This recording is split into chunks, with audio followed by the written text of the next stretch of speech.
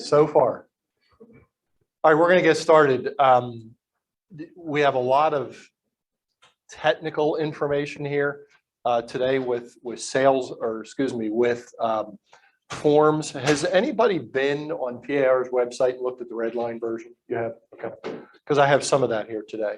And we're going to talk about some issues that they've already created with the versions here that they're now on par, no pun intended. They're now on par to re-release with additional information on January 1st, which I got wind of because they've confused more people than they helped. So anyway, welcome. I hope everybody had a good July 4th. We have our core services here this morning with Dan and James. And hopefully this will, usually the first one I got to manually do. Give me 1 second. Let's see.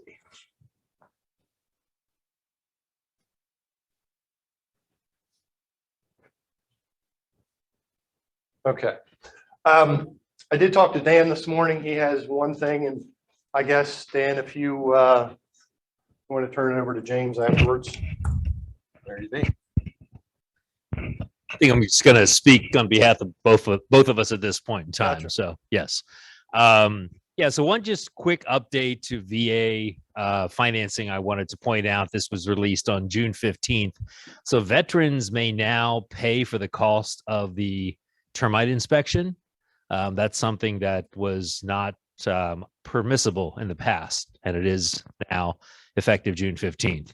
Also, they can pay for any required repairs or treatments relating to the termite inspection. So if there is something that pops up that is required or needed, the veteran may now cover those costs, which again was something that was not permissible.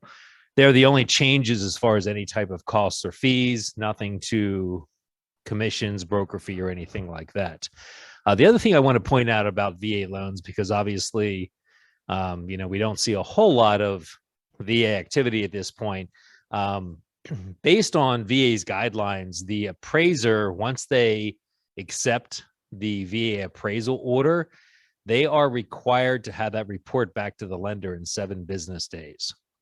So, the question was raised, well, what happens if they don't? I don't think there's anything, they're not going to jail. I'm not going to be fined. But ultimately, that's an expectation for appraisers that do VA appraisals, is that they are following VA guidelines and standards and getting the report back to the lender within 7 business days. So I think, these components give you a little bit more leverage with a VA offer in some cases. I don't think this is information that is widely known. So if you have a VA buyer and you're writing a contract, I think these are great things to really point out to the listing agent if they may be unaware. And I think the appraisal thing is very important because we are in some cases seeing appraisals still taking longer than 2 weeks. So with a VA offer, that can actually give it a little bit more strength and give you a little bit of leverage because of that particular requirement. We haven't seen anything where they've taken longer necessarily. And again, I don't know what the repercussions are if we don't have the report back in 7 days. But again, the appraisers that are doing VA loans understand that's a requirement and that is the expectations from VA. So they were the only things I wanted to point out. If anybody has any questions specifically, obviously feel free to reach out to James or myself. Dan, before you put that down, and sure, you or James can answer this.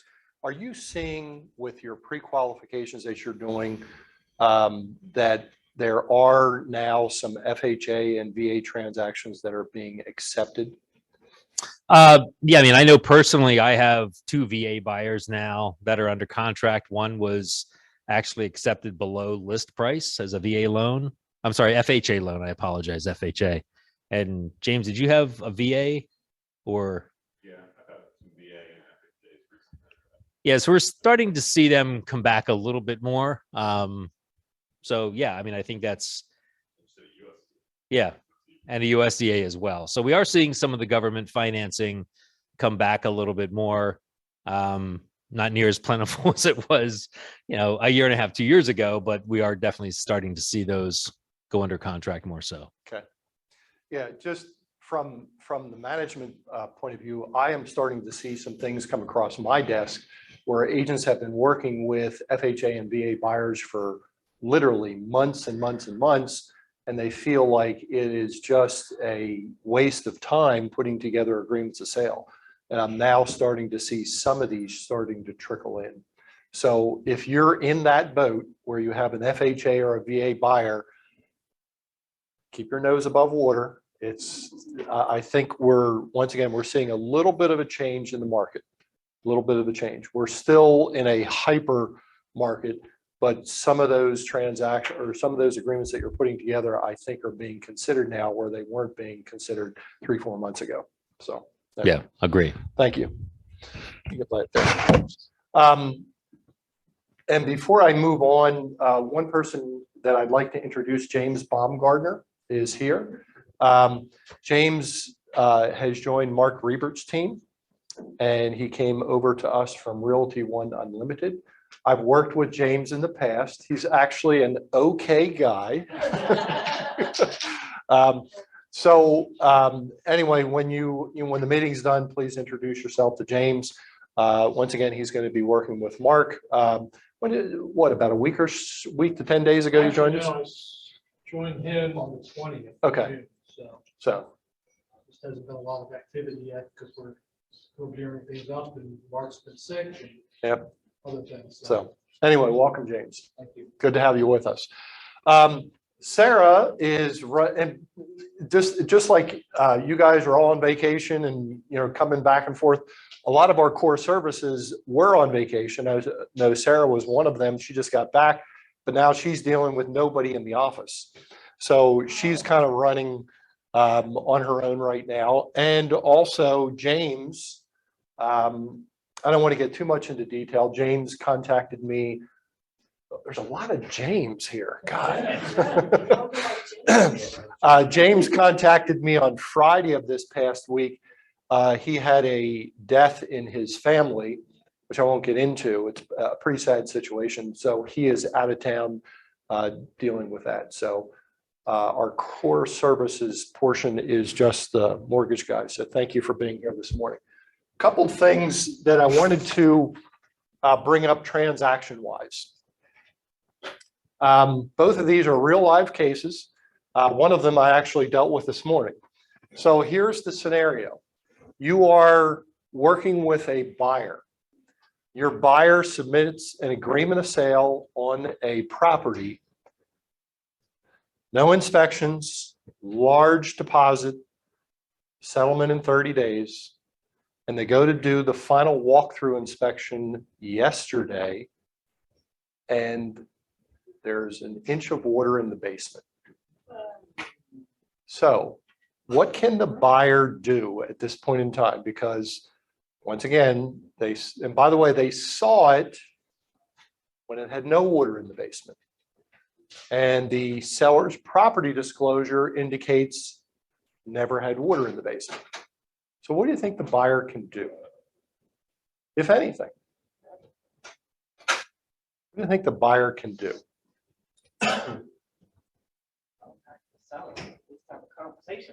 Okay, have a conversation about it. What would the conversation sound like? Hey, do you know there's an inch of water in the basement? Do you have any idea of how it got there? Do you have any idea how we can make this better? Okay. So Tammy says, for those on Zoom here, Tammy says, call the seller and have a conversation. Listing agent. The listing agent and or the seller, depending upon the circumstance. Is the seller in a good, is the buyer in a good position here?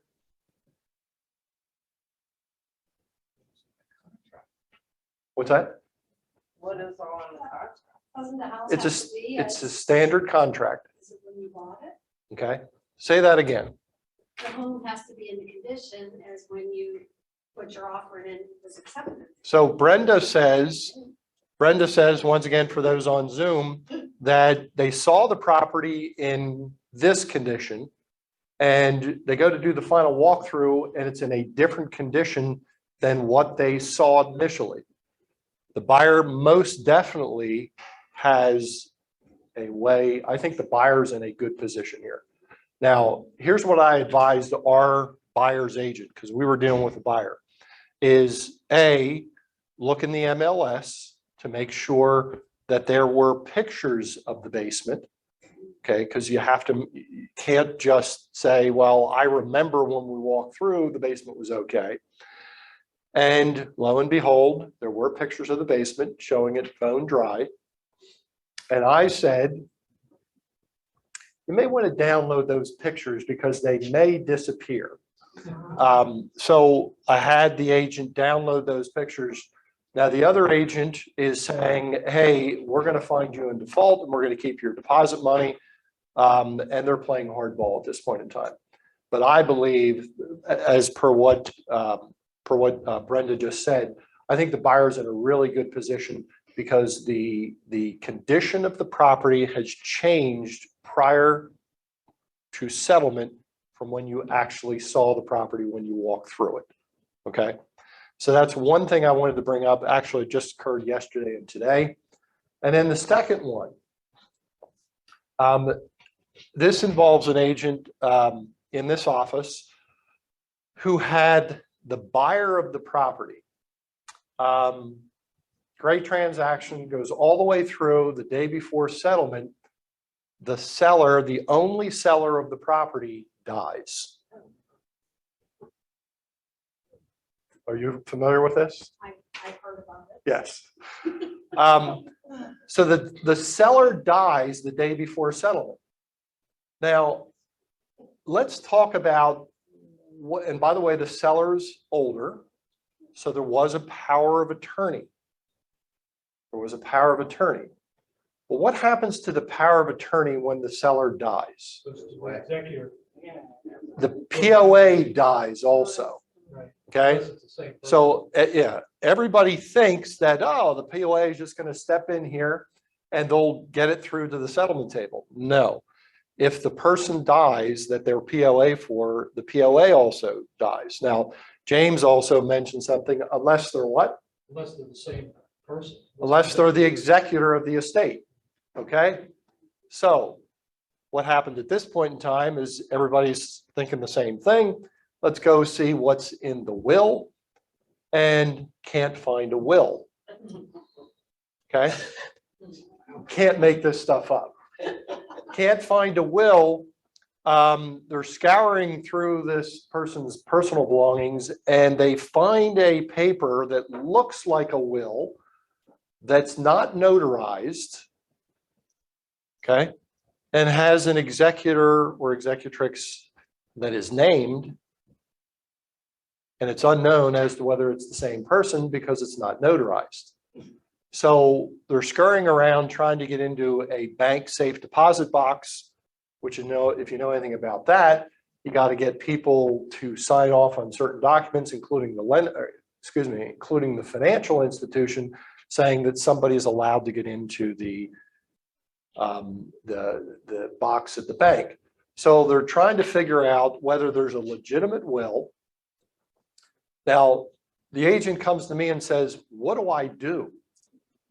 What do I do? How do I advise my client?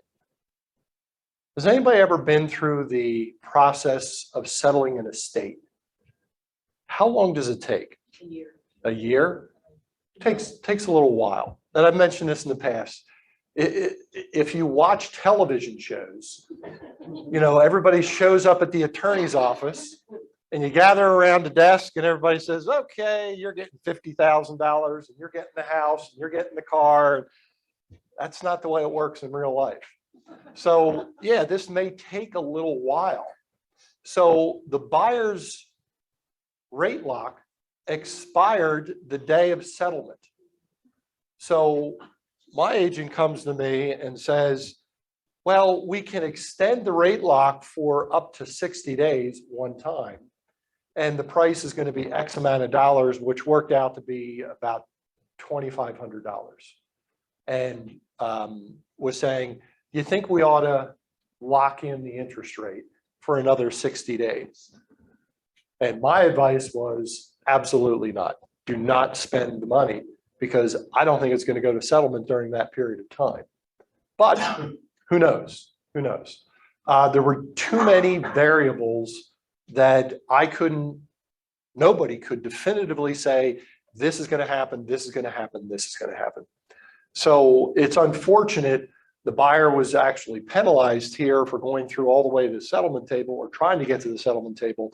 And this whole thing just blows up at the end. And I actually have to talk to the agent to see where he is with it at this point in time. Yeah, James. My thoughts would be, if I was the buyer's agent, I wouldn't advise them not to extend or not extend the lock-in rate. I would say, talk to an attorney, find out what, a state attorney would say about the situation that we're in, because there may be some other wiggle room in there. Yeah. That it could settle before things go through total probate and all those things.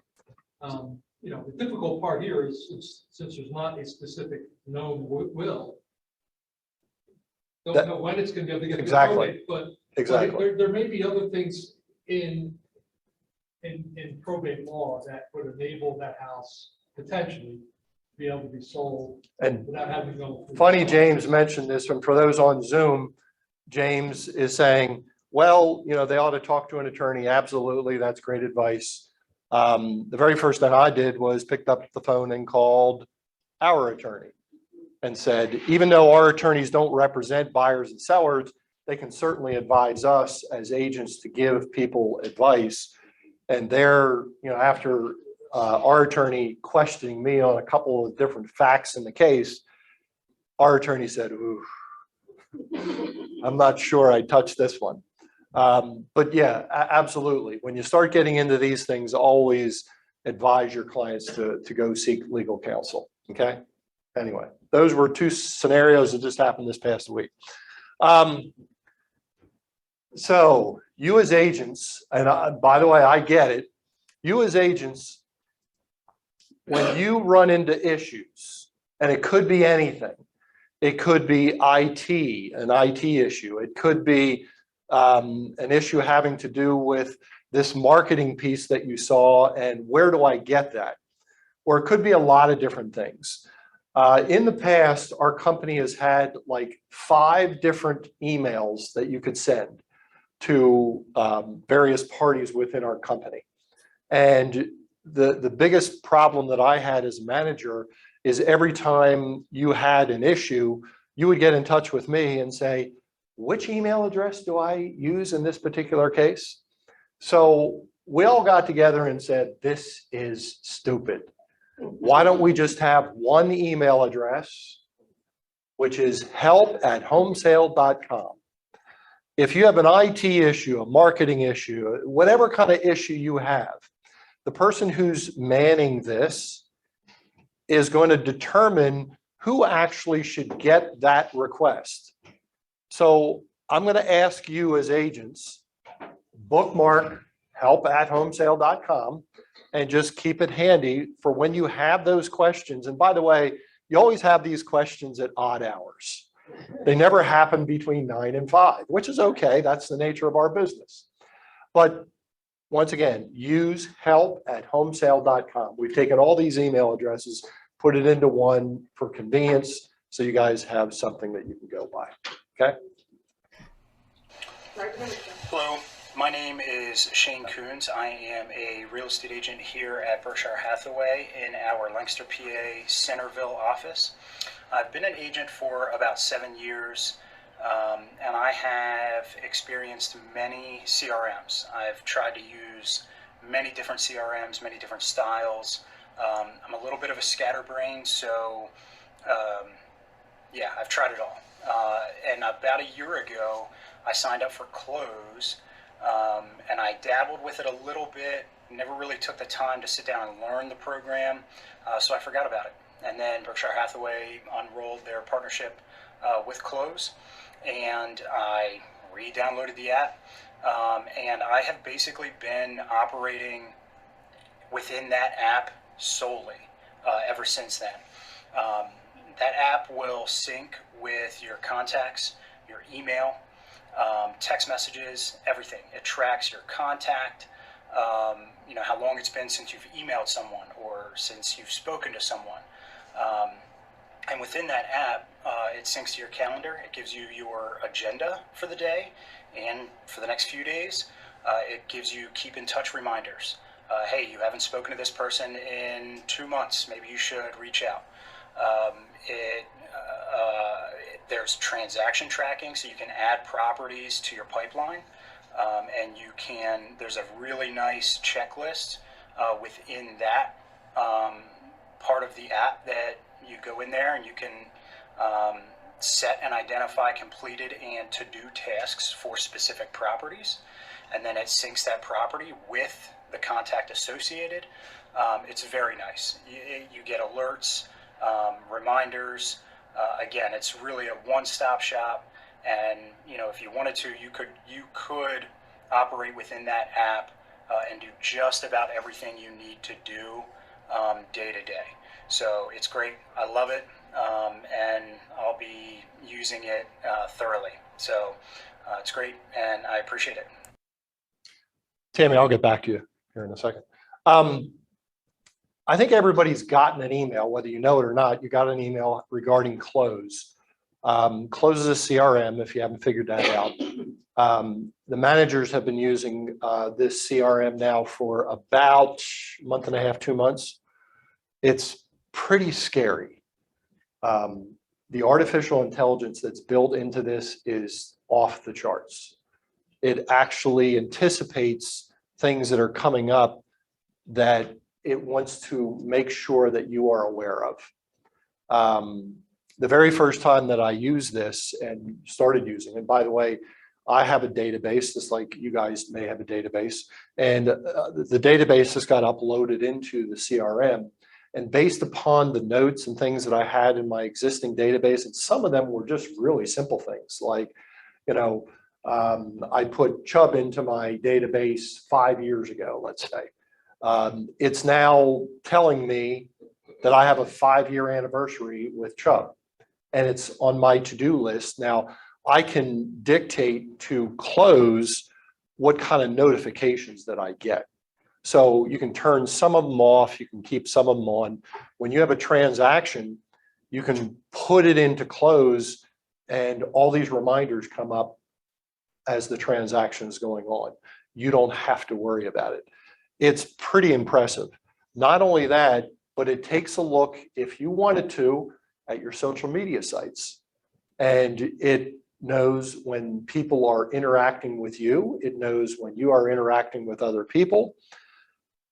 As I said, some of the stuff is pretty scary, but it's a way in which you can keep track of things. And you heard Shane here say, he basically gets up in the morning and he just looks at Cloze and it tells him exactly what to do all day long. He doesn't have to search around for his to-do list, all the note papers on his desk. He's working off of the app. The app, which goes on any kind of phone, Android or Apple, it's pretty special. Once again, I get notifications every day of things that I need to do, and I didn't even tell it that I needed to do it, which is really, really nice. So I don't want to make this a closed training session. I just want you to be aware that it's here. It's pretty special. By the way, this is a complimentary thing that is included here at Homesale. So you don't pay for this. If you paid for this in the open market, there's lots of different things that you could add to this or subtract from it. It's going to be plus or minus about $400 to $600 a year for this CRM. So we've gotten it for the entire company. I would highly encourage, if you haven't gotten in here yet, or you've just placed that email aside and not looked at it, do yourself a favor, get into the program and look and see what it has to offer. It's pretty special. There are some training dates coming up here in July. We're now on Group C. Don't worry about, do I have to sign up for Group C or D? Just show up. You're going to be getting emails. There's an excuse me, there's an overview and setup. It's coming up on July 12th. There's basic functionality on July 19th. And then there's advanced functionality and additional details on August 2nd. So I would highly encourage you, if you haven't once again looked at this, get in and play around with it a little bit. And once again, if you don't have that email or you've misplaced it, what should you do? How's that for the lead in? Tammy, you had a question on this. Yeah, so on the dashboard, there's that other link. It's like IT support or support. You can certainly use that. Her question is, do we disregard all the other links that we bookmarked in the past? Yeah, because They are still there. They are still there. However, instead of trying to figure out which 4 or 5, if you just use help, it's going to get to the right person. Okay. just that other link. Yeah. Right. All right. So I reviewed this last month, but I want to make sure everybody is aware of this because we are now faced with it. These are changes that were effective as of July 1st. 3 major things. First is all timeframes will now be calendar days instead of business days. Calendar days instead of business days.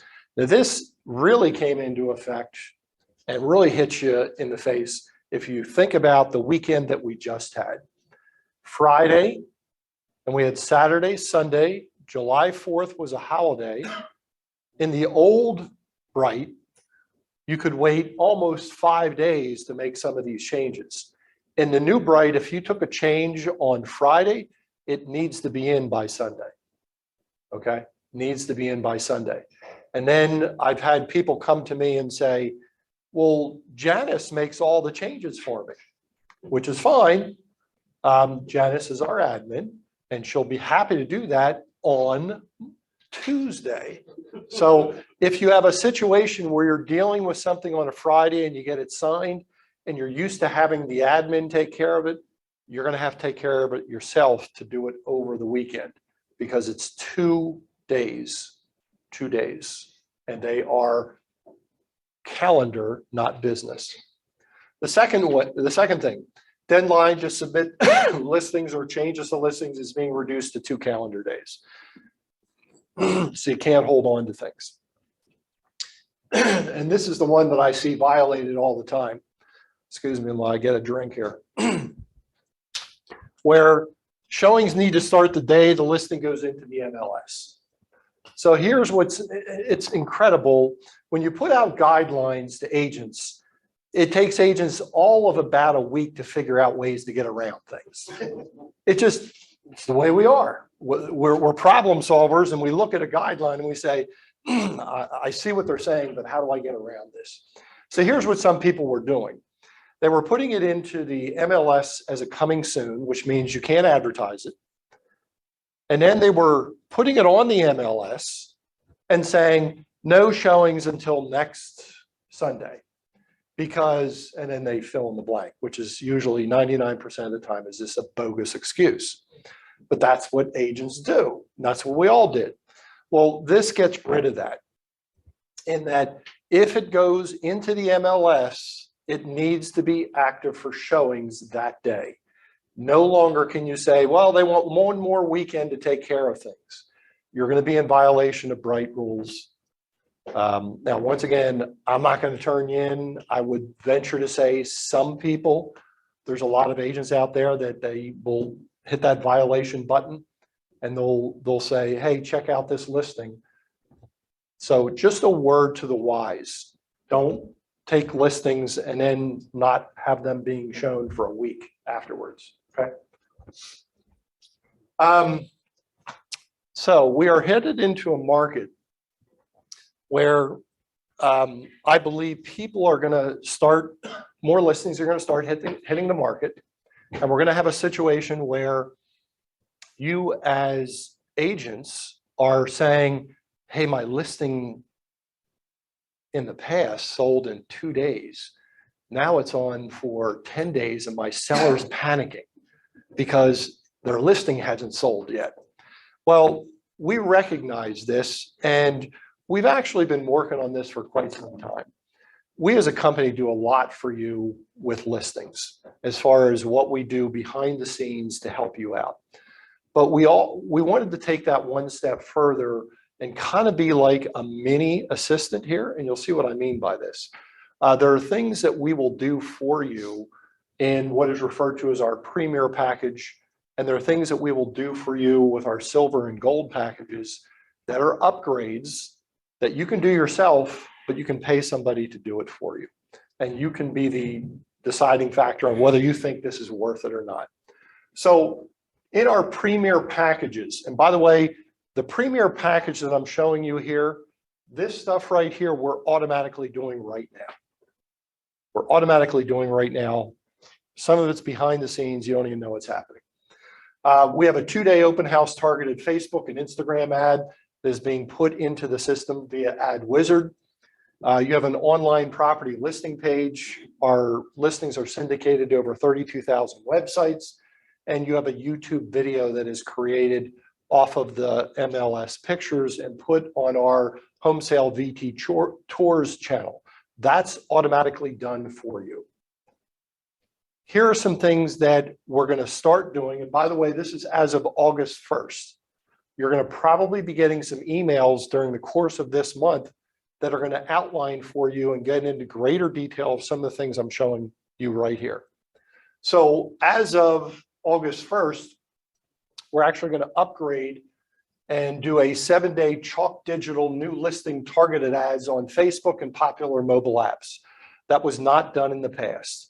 We're going to do that, and it's going to be done for you on your behalf. Behind the scenes, you don't even have to worry about it. Okay. Another thing, we're going to set up your seller reports. A lot of people know that they exist. Some people don't know they exist. Every once in a while, an agent will come to me and say, I know these seller reports exist, but how do I do them? We've gotten to the point where, like, don't worry about it. We're just going to do it for you. We're just going to do it for you. And then we'll do a digital single page property flyer. So these are things that we'll do for you as a company, these red things that we haven't done in the past. How you're going to do this is, this is going to be part of the listing in Dotloop. You're going to have a one-page form that will be automatically filled in with all the information you're putting there. However, you're going to have the ability to make some changes to this. Now, a good example of this would be my dad, who I just sold his house. My dad, his formal name is Donald, but nobody calls him Donald. Everybody calls him Don. But in the MLS and all the listing paperwork that goes in, everything was under Donald. This gives you the opportunity to say, hey, when you're sending things out to Donald, don't send it to Donald, send it to Don. Okay, if you want something like that. Okay, now this form was available on Monday this past week for the managers to look at it. And as you might imagine, I looked at it and I found about 3 or 4 flaws with it. So they're in the process of revising some of the language here. So this is not the final version, but this will be available on August 1st. It's part of the listing packet in Dotloop. Once again, this will get pre-populated if you're filling in all the fields, but all you'll have to do is just get in there and revise some things, okay? And we recognize there are some people that will just say, please don't touch my listings. I don't want you to touch anything. If that's the case, it's okay, but see one of our admin. More than likely, most of this stuff is listing stuff, so Janice takes care of it. All you have to do is just let Janice know, and she will opt you out of everything. So you don't have to worry about every time you take a listing of opting out. She'll just do it automatically for you if you want to do that. Here's our silver package. This is $75, our silver package. 25 just listed postcards to the surrounding homes, 25 just sold postcards to the surrounding homes, 25 one-page property flyers, a social media graphic will be composed, and a thank you letter will be sent to the seller. if you want that done. You can upgrade that to a gold package for $275. And that is 50 just listed postcards, 50 just sold postcards, 25 wallet size brochure cards, or a 25 4-page brochures, 1 week extension for chalk digital ad, just listed social media reel, social media graphics, an email blast sent to your sphere of influence. You obviously have to provide us with the data on that, and a thank you letter sent to the seller. I would venture to say that some of the components in here may be molded from time to time based upon the input that we get from you as agents. You may look at one of these items here and say, I really like the gold package, but I don't like this bullet point here, and this one would be much more effective. I'm not saying we're going to do everything the way you want it, but if we get enough of that feedback over time, we'd be dumb if we didn't just say, hey, there's more people that are requesting item X than item A. Okay, does that make sense? Okay, so these will all be available to you as of August 1st. You're going to start getting more information on this to show you how to do this. Once again, I just want to emphasize that premier packet that I talked about earlier, there's no cost for any of that. It's being done for you. But if you don't want it done for you, you're going to have to opt out. Okay. And I wanted to make you aware of this. RPR just made a change. I get this a lot because, as you know, I send out market statistics for Lancaster County every single month to you. Hopefully you can use those Lancaster County market stats with your buyers and sellers, share with them how the market's doing. But I also get things from people that sound like this. I need localized data. Lancaster County's fine, but I'm taking a listing in Terry Hill, and Terry Hill is its own country. And, you know, Lancaster County is not like Terry Hill. So how can I get data about Terry Hill? Right? So you can go into the MLS and you can pull this information out and then come see me in an hour later. Or you can go to RPR. I'm going to show you some things that RPR just really unveiled that is really, really cool. So here's the first thing. And I'm showing you screenshots here. This is 17601. 17601, which is our office is right in the middle of 17601. So instead of pulling up all of Lancaster County, if you're about to talk to a buyer or a seller about, you know, how's the market in our particular area, you can now get in here and show them this. Now, the other nice thing about this, RPR is also pulling private data. So the MLS is pulling MLS data. This is pulling public records. It's also pulling from other websites where people are privately putting things on the market, and they're determining, is it in Manham Township, which is 17601, or is it not? So all that information is being put together. So the very first thing I did when I first found out about this is I thought, I'm looking at the MLS data and it's a little bit different. So what are they pulling from? And I did a little more digging, and that's the reason why. Okay.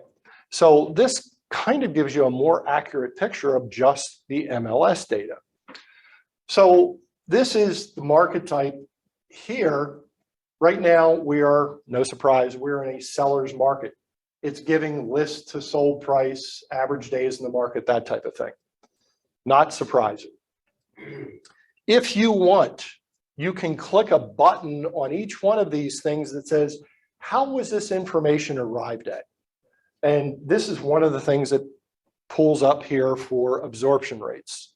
I'm not going to go into it, but if you're questioning how they arrived at the information within the chart, all you have to do is click the little button that says, how did they get this information?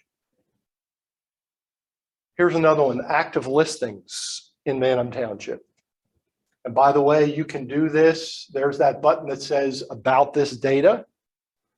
You can do this for 1, 2, or 3 years. And you can get it to the point where I just wanted single family homes and condos.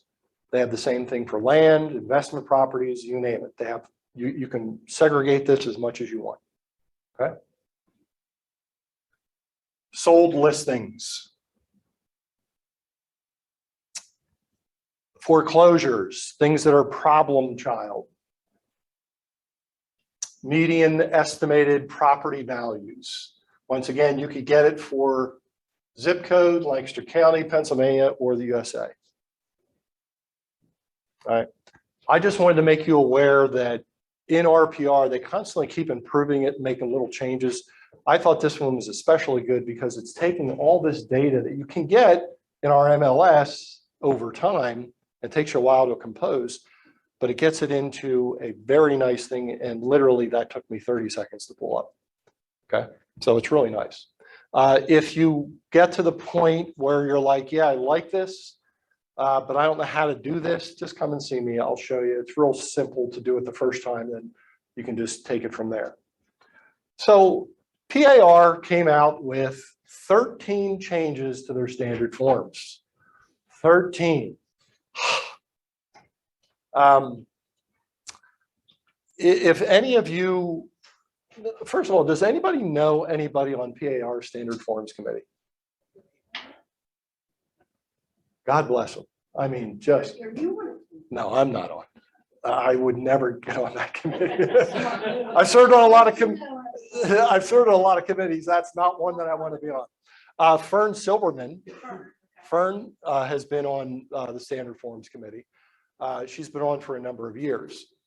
But, and I shared this the last time, that the appraisal contingency actually hit our marketplace. That there's probably about 10 to 12 people that sit on the standard forms committee at PAR. And when they were putting together the appraisal contingency, the original one that's been buffered up a couple times now, the people on the committee were sitting there all looking at this thing saying, I don't understand this. I don't get it. And the person who headed up the committee kind of pushed it through, and his name will remain nameless. Well, he did the second, we had a second version of it, which you're going to see here in a second. And now they've made it more confusing, which you'll see. So naturally, but there's other things in here that are good. I'm going to cover, and these are the 13 forms that have actually been changed. The ones with the red little asterisks at the end, these are the ones that I'm going to cover, because you will see down here, there's 3 listing contracts. Up here, there's like 4 or 5 agreements of sale. In each agreement of sale, one change that was made to the residential follow through to all the other ones. So I'm not going to review each one because it's essentially doing the same thing. Okay, does that make sense? So let's deal with the listing contract.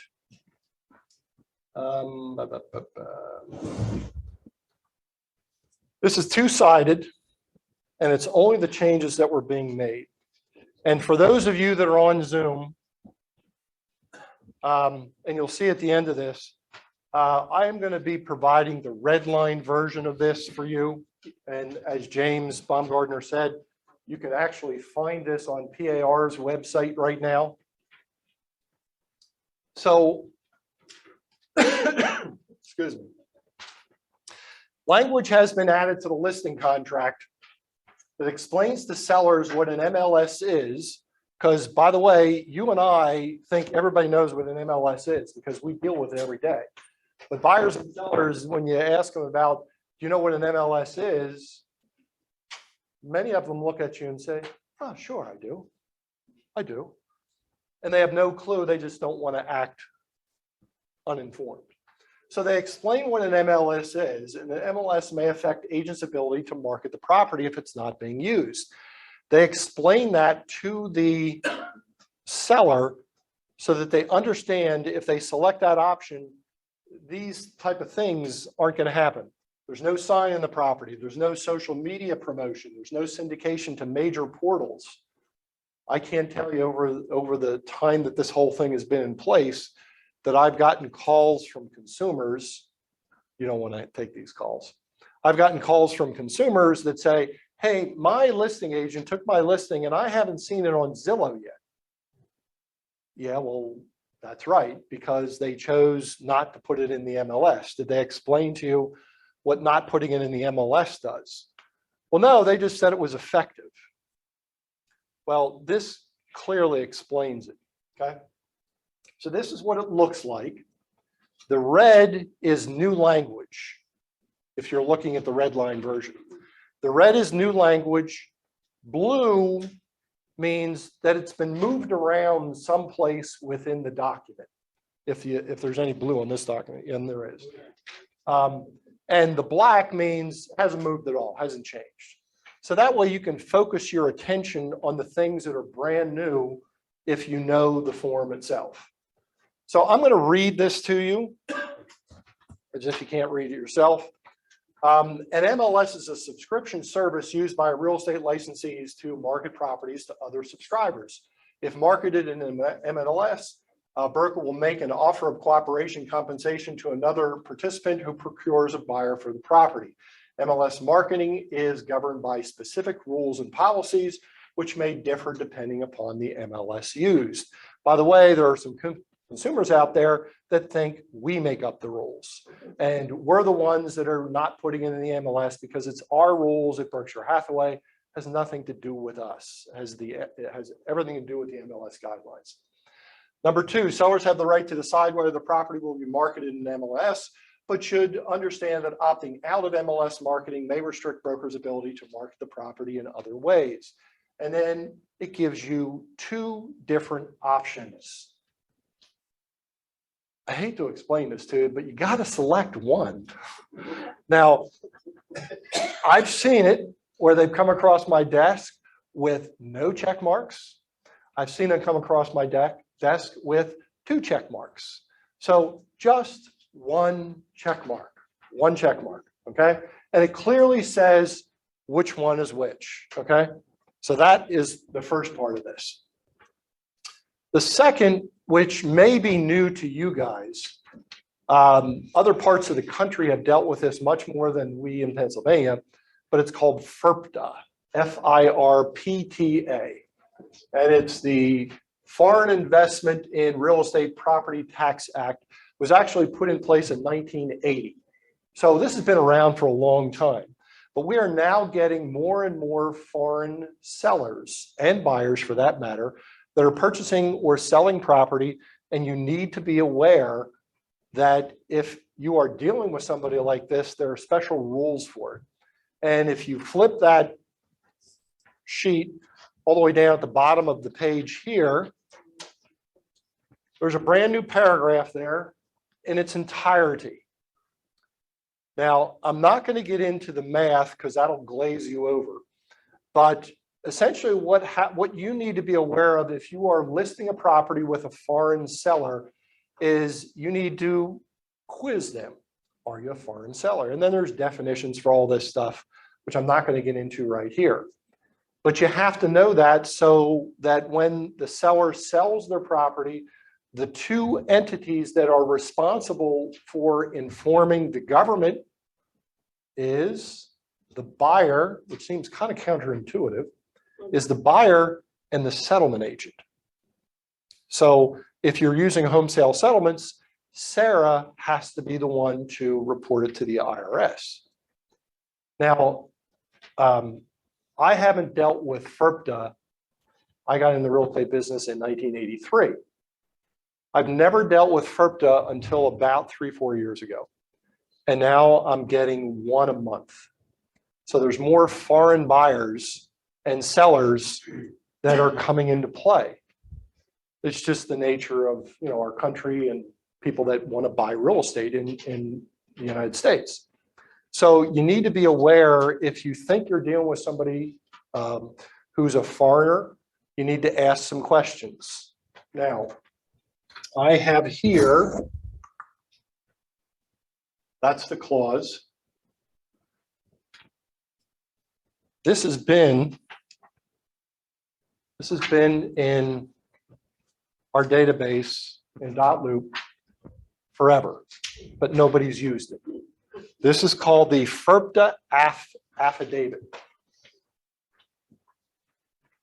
Now, I'm going to tell you this. you're going to get pushback on this form. You're going to get pushback on it because when you go to people and say, listen, I need to know whether you're a foreigner or not. The last person I dealt with took offense to that. They basically said, you have no right. And I basically said, oh, yes, I do. If you read that whole thing, it says you've got to cooperate if you're asked the question. Okay, so I'm not purposely going to somebody and saying, well, you tell me if you're a foreigner or not. Now, you have to have good reasons, but you need to be aware of this. You need to be aware that your buyers and the settlement agent are responsible to report this to the IRS. Okay. So that's firm.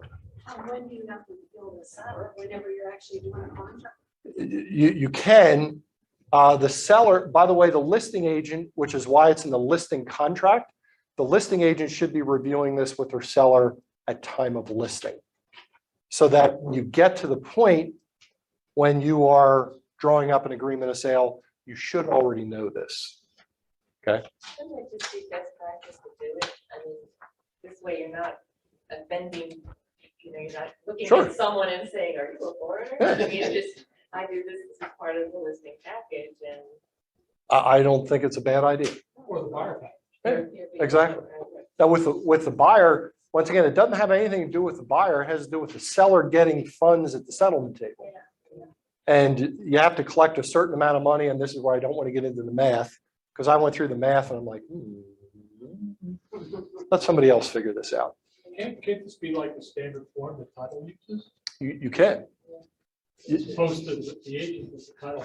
It's almost too late after the fact. It really should be done by the agents because most title companies won't put this in front of people.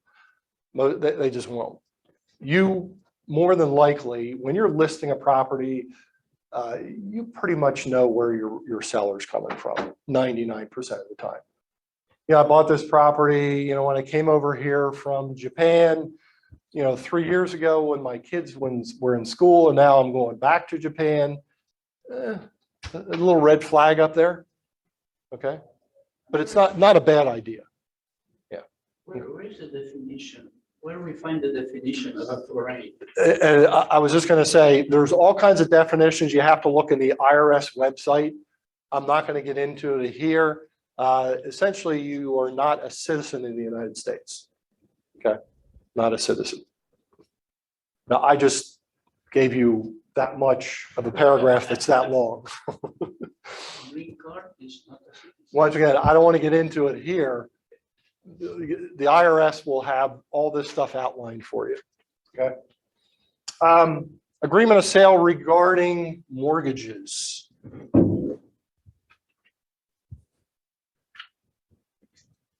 No.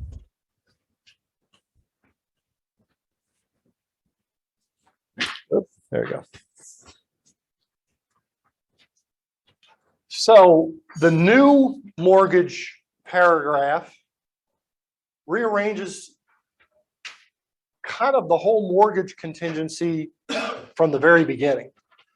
There were some agents that were interpreting it that if they checked off something that says waived, that the rest of the stuff didn't apply. And that's not the case. So what they did is they rearranged the paragraph, and you'll see this. The buyer financing section, which starts here, you're not actually making the decision on whether you're getting a mortgage until deep into the paragraph itself, or deep into the clause itself, which is on the back page. So the election or waiver of the contingency and the subsections that follow are applicable only if the contingency has been elected. And you'll see that in this. So here's what it says at the beginning. You're not making any kind of selection here. Where you're making the selection is F. You're already into it, a number of subsections. And under F, once again, you still have waived and you still have elected, but they've put some other language in here. Buyer and seller understand that the waiver of this contingency does not restrict buyer's right to obtain mortgage financing for the property. That is new. Okay. I've known that A lot of people know it. A lot of agents don't know that. When they saw the waived and it was checked off, they automatically assumed, and some said it right off the bat, oh, this is a cash transaction. No, that's not what it means. It just says they're waiving the contingency, they're giving up their rights. They still may go get a mortgage, but they're not making the transaction contingent upon it. Okay? The question, if they're waiving it, do they still have to show proof of funds to close without a mortgage? Showing proof of funds is not required ever. Showing proof of funds is actually an agent-driven thing or a company-driven thing, where they're saying, in order for me to get my client involved with this, I'd like, and by the way, you're advising your seller client of this, Mr. and Mrs. Seller, before you accept this agreement, you want to know a little bit of background about the buyer. And most sellers will say, I'll do anything you say because you're my expert. So it's never required to have that. Yeah, it's never required to have it, but it's good practice to have it. Okay. Notice also, if you are electing it, I love this. If you are now electing it, they put the commitment date right with the election, which I thought was really good, because in the past, they had the two separated and you had to sometimes look for where the commitment date was. Now I know where it is, but a lot of people wouldn't put the two together. So I think that was a really good thing that they did here. Then this is something that I think everybody needs to be aware of. This has been in place for a while, but by sheer, how do I say this? This is kind of counterintuitive. Let me explain what I mean.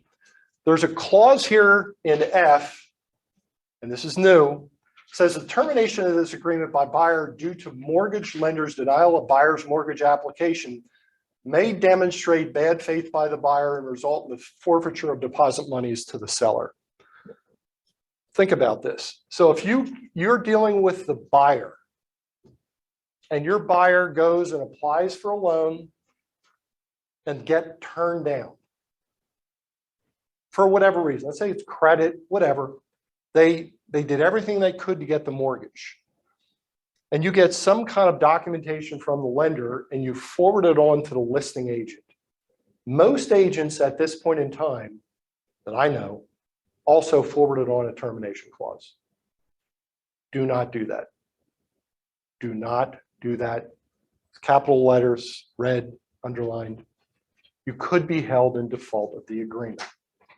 The person who can terminate the agreement is the seller. It's very important. Everybody follow what I just said there. So now that I've said it, let's go to real life. If I'm dealing with the buyer and we're 4 weeks away from settlement and I just got my buyer just got denied for a mortgage. And I'm working with Brenda. And I forward it on to Brenda and say, Brenda, my buyer can't get a mortgage. Here's the proof that they can't, something happened with this or that. It's legitimate. They weren't hiding anything. So Brenda's now dealing with the seller. Brenda should be going to her seller and saying, Mr. and Mrs. Seller, what would you like to do? It's in your ballpark right now. The buyer is saying they can't get the loan. What would you like to do? Now, most sellers in their right mind will say, I'm really pissed, but let's get this darn thing back on the market again. Great. Then let's fill out a termination notice. We'll get it to the other party and we'll all go our separate ways. Now you're going to have sellers that say, I'm not going to let that buyer out of this. I know they were dragging their feet on stuff. That's fine. But if you want to put the property back in the market, may I suggest that you see an attorney? Okay. So once again, this is really important. As a buyer's agent, don't send the termination when your buyer gets denied. Needs to come from the seller. Okay. Appraisal contingency.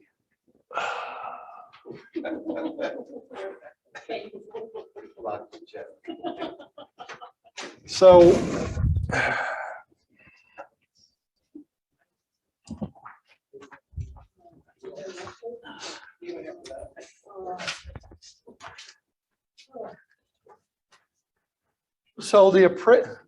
Brenda, stop laughing. This is serious stuff, Brenda. So not a lot has changed here. Not a lot has changed here from the one that we have in place right now. And by the way, I'm going to go back to, even before you look at this, in our standard clauses in dot loop, we've actually written our own appraisal contingency there. The company has, that our attorneys have looked at. So it's there if you want to use it, if it applies in your circumstance. It takes all of this and puts it in something that's about that big. Okay. So if you haven't seen it yet, and it's not for every situation, but if you haven't seen it yet, get into our standard clauses and take a look at it and see if it would apply in your specific circumstance. Yeah, James. I assume that that clause is acceptable to use for FHA VA financing, whereas this one is not. Correct. And you know, James makes a point, if you look all the way up here at the top underneath the header, please do not use this with FHA or VA financing. Yes, to answer your question. Okay. So they didn't make many changes, and you see, really they just changed some words. If you go under option 1, let me go to it here. There we go. They're using the words now, minimum appraisal value is met or minimum appraised value is not met. Is not met.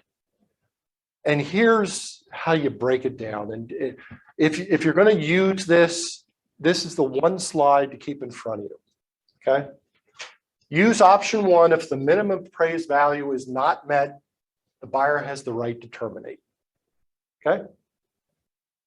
That's what the old appraisal contingency actually said. So use option 1 if that's the situation. Option 2, if the minimum appraisal value is not met, this addendum goes away and the buyer relies upon the mortgage contingency if it was elected. Now here's where a lot of people don't get. And by the way, this is new language at the bottom of this, right here. New language. It basically says, if it doesn't appraise, this whole clause goes away. And now the clause that applies is the mortgage contingency. Okay? And everything is being, you're hanging your hat on the mortgage contingency. I also gave you an example here, I think. Yeah. Suppose you have a situation, you purchase property for $350,000, but you say, hey, I only want to cover $20,000 of that, the appraisal gap. So the minimum appraisal value in this particular case is $330,000. Okay. And by the way, here's another thing that has been coming up is buyers are saying all this stuff. And then when they get the time, when it kicks in, they're saying, I don't have $20,000. I don't have $20,000, so I can walk.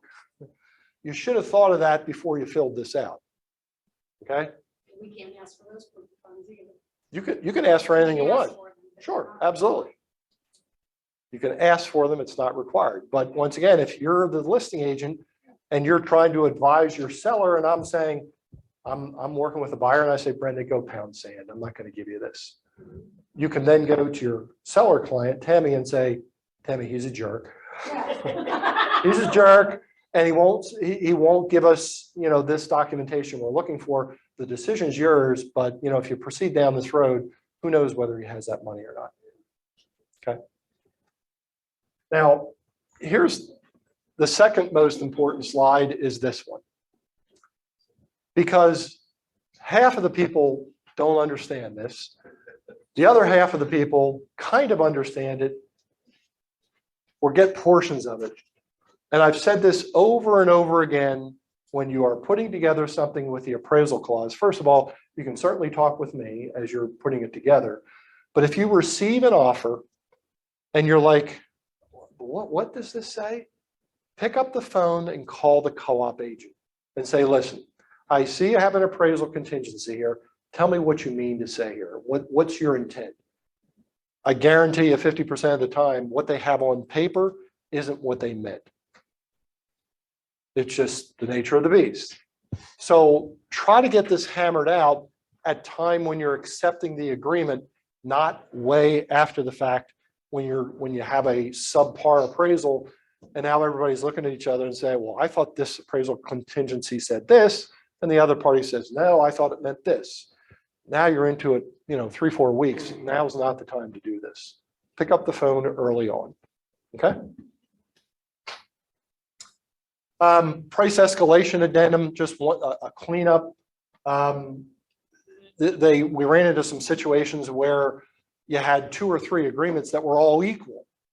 Well, the original escalation clause didn't cover that. It just said as long as it's greater than. So they added some language here that says equal to. Okay. And because there are 13 of these, we got to get them all into dot loop, and we have to do all the blanks. If you go, I looked at dot loop this morning at about 4:30 and it hadn't been changed yet. So we got these forms on July 1st because they won't release them ahead of time.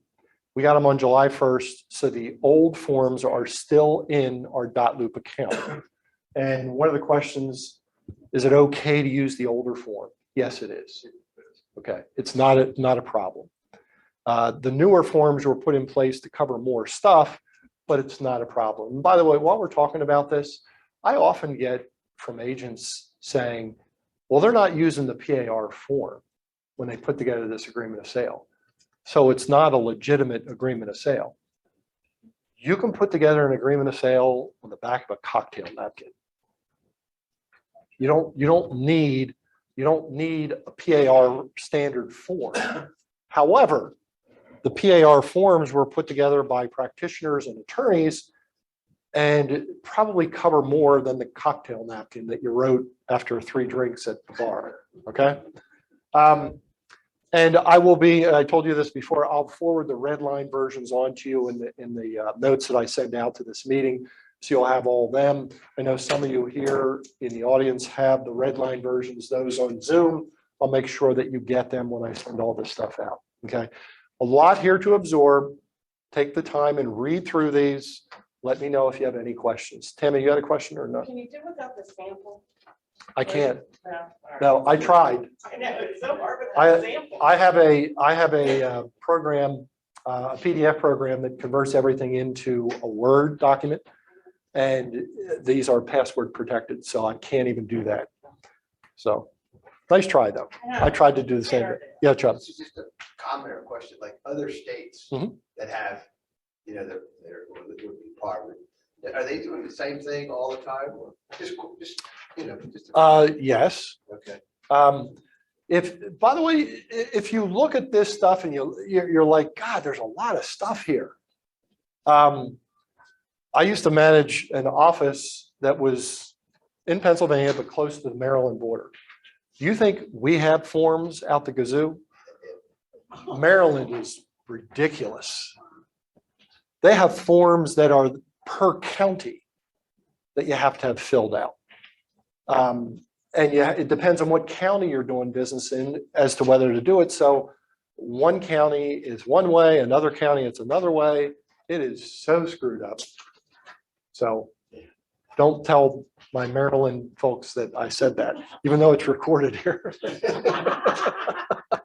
I'm going to delete that out. And here's your inspiration for today. You are the artist of your life. Don't give the paintbrush to anybody else. Use your own paintbrush. Have a great day, everybody.